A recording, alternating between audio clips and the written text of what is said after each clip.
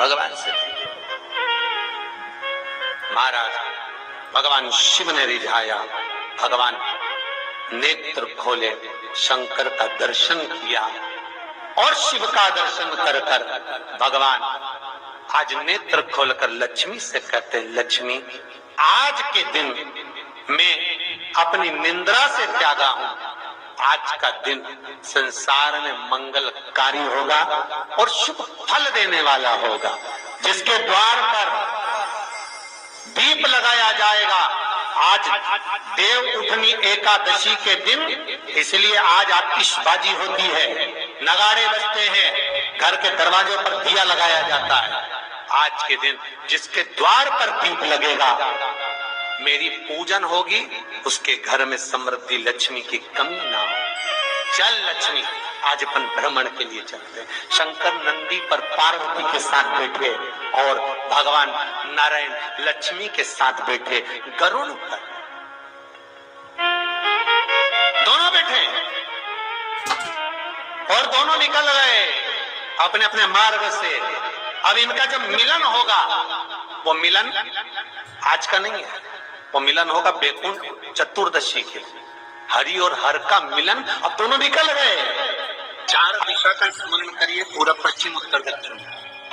हथेली पर आटे का दीप लगाइए, घी भर लीजिए और 4 व्यक्ति उसमें अलग अलग रख लीजिए। थोड़ा सा पीला चावल हल्दी में कर उसमें डाल लीजिए। जो लड़का लड़की का विवाह करना उसी के हाथ में देना है। और देव उठनी एकादशी के दिन, जिस दिन देवता उठेंगे, जिस जगह पर तुलसी शालिग्राम का आप पूजन करते हो, गन्ने के नीचे, ईख के नीचे तुलसी का कारा रखकर पूजन करते हो, वहां पर भगवान शिव और भगवान नारायण का नाम लेकर उस दिए को रगड़ा दीजिए और वहीं पर हल्दी का तिलक उस लड़का या लड़की का कर दीजिए और उसके हाथ में थोड़ी सी हल्दी लगा दीजिए। माना 2.5 महीने 3 महीने तो बहुत हो गया था, उस बच्चा और बच्ची का विवाह पक्का हो। आज भी कहते हैं बेर भागी आंवला ऊपर देव सांवला। शंकर भगवान जब डमरू का नाद करते हैं तो भगवान विष्णु मनोचित्त वृत्ति से भगवान शंकर से कहकर शयन करने जाते हैं।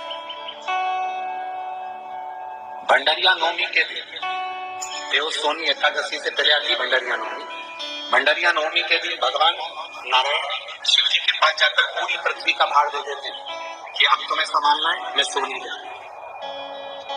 पूरी पृथ्वी का भार दिया कि मैं सोने के लिए जा रहा हूं और आप संभालिए।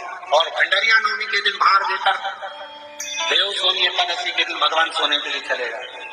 4 महीना सावन भादो कुमार कार्तिक 4 महीने भगवान शंकर पूरा निर्वाह करते।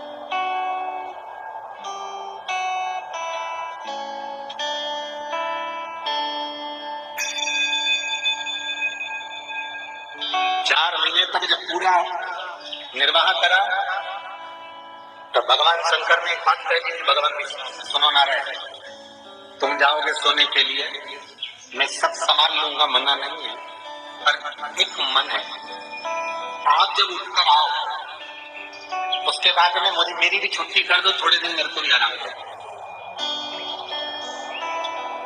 ऐसा कोई स्थान बता दिया जाए, भगवान विष्णु से भगवान शंकर ने कहा ऐसा कोई स्थान बताओ जहां पर जाकर मैं आराम कर सकूं।